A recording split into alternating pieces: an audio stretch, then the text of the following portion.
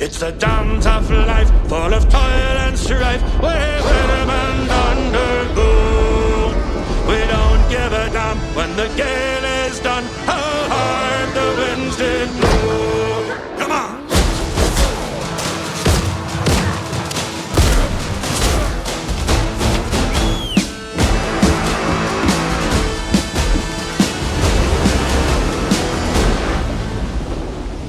How soft the breeze of the tropical seas. Now the ice is far astern, and them native maids in them island glades are awaiting our return.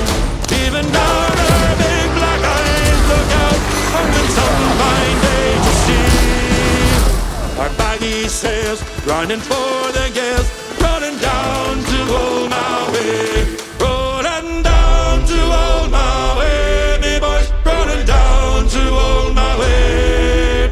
We're homeward bound from the Arctic ground, rolling down to old Maui.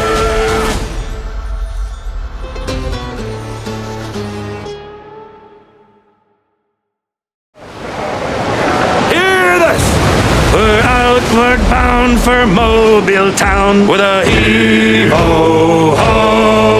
and we'll heave the old wheel round and round. Good morning, ladies all. And when we get to Mobile town with a heave-ho-ho, oh, 'tis there we'll drink and sorrows drown. Good morning, ladies all.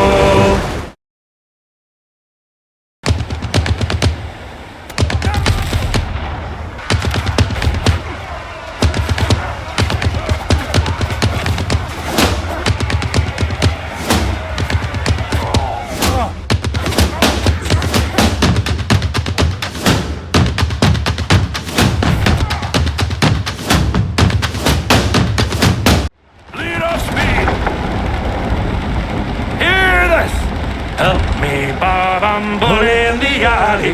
Way, bully in the alley. Help me, Bob, I'm bully in the alley. Bully down in Shinbo now.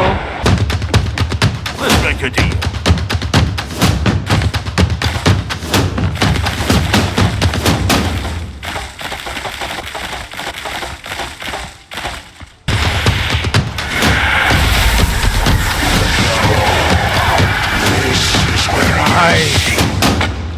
Got him. So after 100 hours, here are the 15 things I learned in playing the early access of Windrose. Number 1, material gathering. Get a lot. You're going to realize in this game that materials are key. This game is about building. It's about upgrading everything you get. You're going to be limited to a point when you get towards the end of your the levels that you're on, the area of the map that you're on. It's going to kind of cut you off, but you need to start stacking right away. You need to definitely get barrels, chests, whatever you choose, sacks to put your stuff in, because this game is going to make you chop everything down, collect every rock, every piece of stone, every piece of copper, iron, anything this game has. You're going to have to collect a lot of it. So just be prepared to be throwing your headphones on and just chopping away at trees and rocks at some points in this game. A lot of points in this game, honestly. It's going to be one of your main tasks. So do it a lot, and store everything as if your life depended on it. Number 2, progression is wildly customizable in this game. You can at any point reset your points and put them wherever you want, however you want, whenever you want. It's really great. I don't know if they're going to keep it this way after early access, but it's nice right now. It's great for boss fights. You can kind of customize your guy to fight specific bosses, specific enemies, and it's really nice to be able to do that. Of course, you can just set up kind of a base player progression. That's kind of what I have typically while I'm just playing the game, just normal stuff.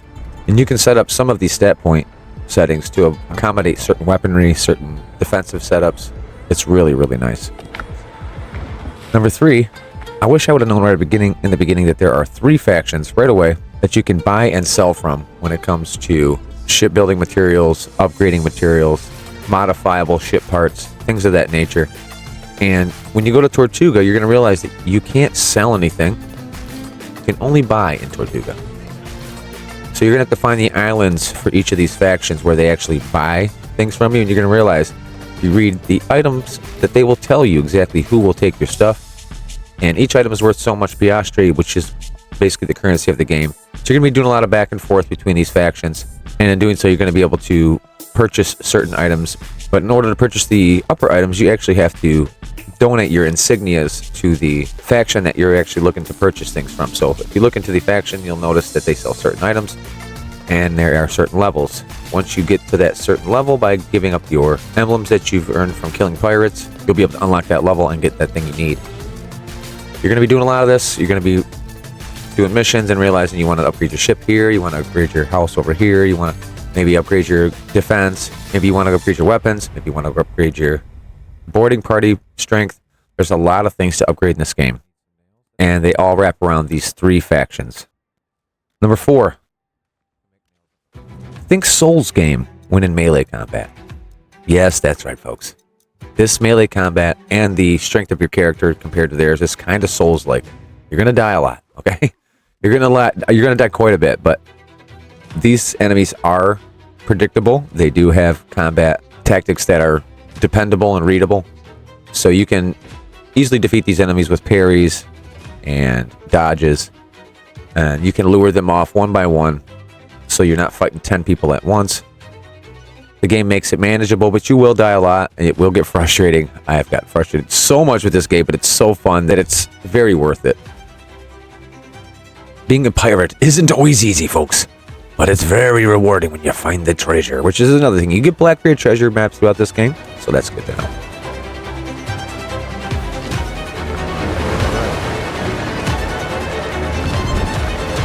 Treasure, though.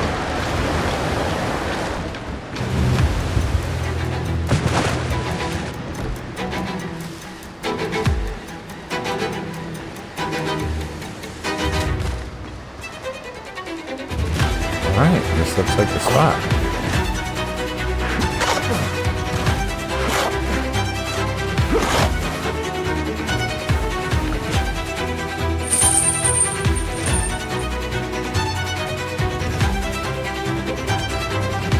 Style book. Blackbeard flag designs. Nice.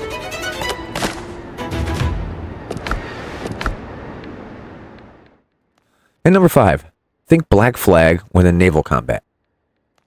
If you remember Black Flag, it came out with a naval combat that was really, really fun to play. And this game has simulated that to a point.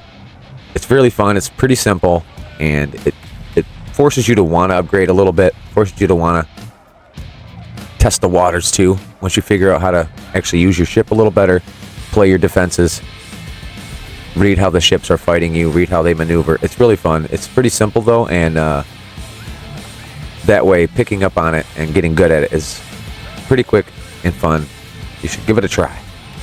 So along with the naval battle, you're going to have also the boarding part of the naval battle, which honestly in this game can be very difficult. It's one of the most difficult parts of the game because if you die out in the sea, you actually have to use your boat to go back out there to grab your dropped items. It's not like if you're just on an island, you can just run over there, grab it, and run away. You actually have to take your ship out there, sing yourself a couple shanties on the way, and grab your stuff and continue your battle. There's quests in the game that actually make you have to go to a boarding mission, and these are some of the most difficult in the game.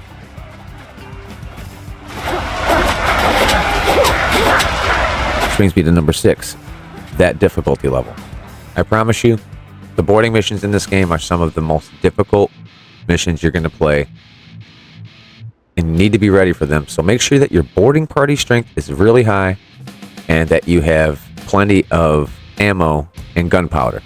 And I'm telling you right now, I've beaten the first 2 areas, the foothills and the jungle, and I still have yet to learn how to make gunpowder. Gunpowder is one of the most rare items in the game. If you get into a battle of guns, you'll run out of it quickly, at least with these boarding battles. So be ready to farm up gunpowder from the areas you've defeated already in the past, and you can see where these things are at. If you look at the map, it'll tell you where your resources are that you need sometimes and what areas have what. It's very important to check this out on the map.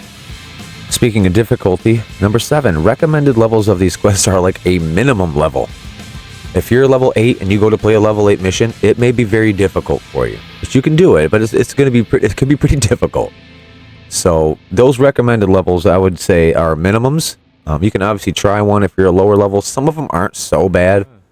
You could probably defeat them at a lower level, but most of them are pretty spot on.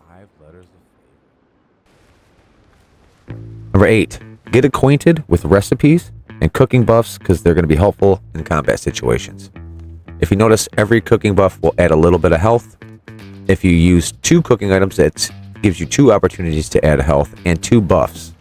Also, get acquainted with recipes for your potions too, because these recipes are not very hard to acquire the items for, but you'll be using a lot of them. So remember, stack up. Just like number 1 said, get those materials stacked up, baby. Pirates need a lot of potions and rum. Number 9, farming. Very important. In the beginning, you're not going to be able to farm much trees and shrubs and stuff, but eventually you'll get to a part where you can find some farming soil and you'll be able to farm the seeds that you find. So just stack your seeds up. Like I said, this game's about finding materials and stacking them up. So make yourself a spot where you have materials stacking up. Don't throw anything away if you can help it, because everything in this game is useful. But farming, actual soil farming, doesn't come until you get to the foothills after the jungle. So don't be going around looking for too much farm soil right away. You're not going to need farming necessarily in the beginning. Most of the things are given to you that you need in the first area. So be ready to be farming in the second area, though. That's where you're going to start finding all the good seeds. So just be ready for that. Number 10. We're going to get into something a little different here, and this is the respawn locations. When it comes to creating an area that you can respawn from, whenever you join an island, whenever you make landfall on an island, just get yourself a bonfire going and throw a tent up. Hit the button on it and you can have a respawn point on that island right away. So if you get killed by a boar or something looking around, or end up running into an enemy camp and get killed, you'll spawn right there back on the island and go grab your stuff right away.